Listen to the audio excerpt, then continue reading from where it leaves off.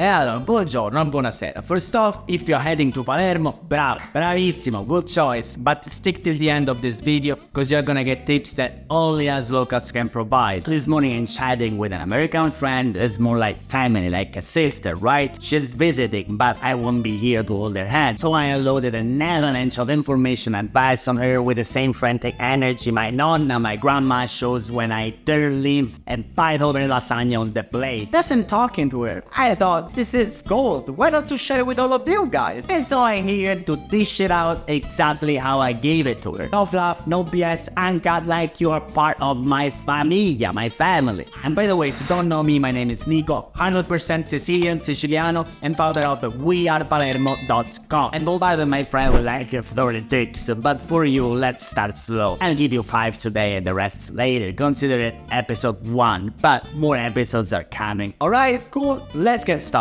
You think only America's got superheroes, right? But no, cause in Italy we had superheroes too. Captain Italy, Gelato Girl, Limoncello Lantern. What happened to them? All that, crossing the streets in Palermo.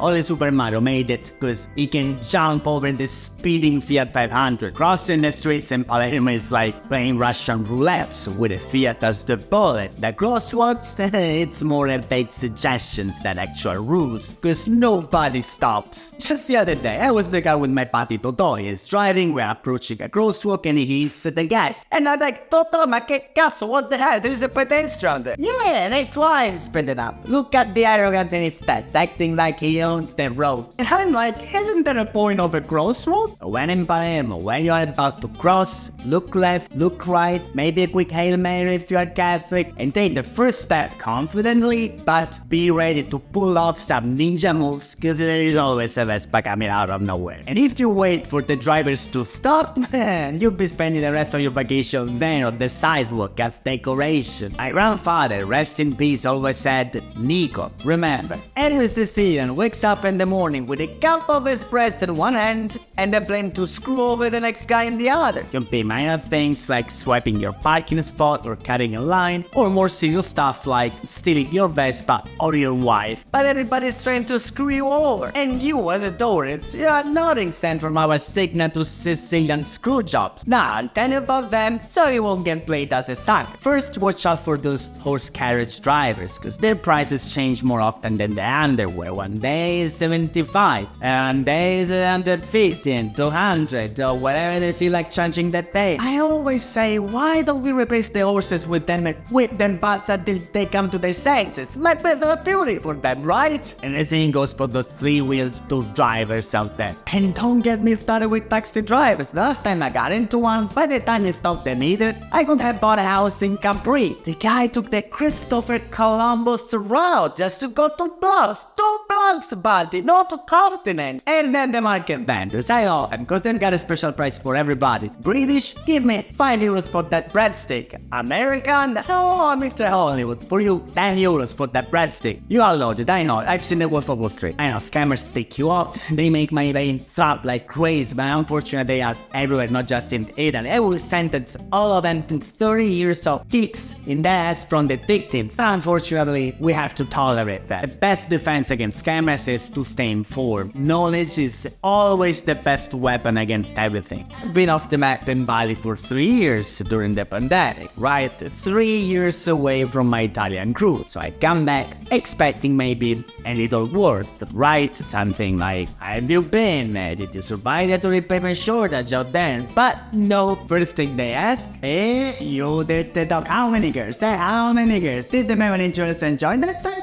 Not even did you pick up some yoga or maybe learn surfing? Nothing. Listen, I love my Italian fellas, but they think everything is Tinder. I tell a friend that I'm my lawyer's office and he goes, hey, you banger? Is she hot? Are you banger? Dude, I'm talking legal paperwork, not pillow talk. So ladies, listen to this piece of advice. If an Italian guy offers to host you through couch surfing, invites you for a coffee, dinner, a tour, or what have you, him being nice, he's trying to get you in the horizontal Italian Italian mambo. Now, if you're on board with that, just enjoy the ride, but if you're just looking for some sightseeing or friendship, make sure you set the record straight right off the bat. You can say, hey Romeo, this ain't it, we are just friends. Go to Palermo Historic Center is a labyrinth of narrow alleys and lanes, some with lighting dimmer than my Uncle Luigi's garage, while others pitch black like the mayor forgot to pay the electric bill. Now, for us locals, these are just regular old streets. We can walk down these streets like we own the place, maybe humming a little Sinatra under our breath. For tourists,